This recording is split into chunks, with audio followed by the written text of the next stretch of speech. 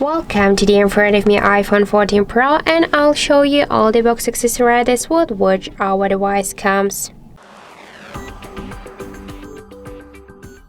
So let's first open our box.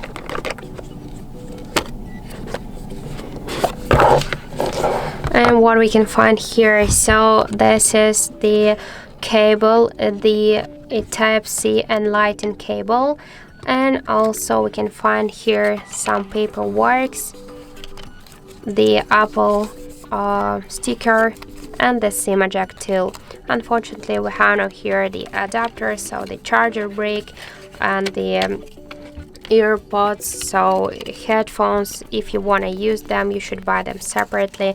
So inside of our box we can find only the Type-C Lightning and the SIM eject tool.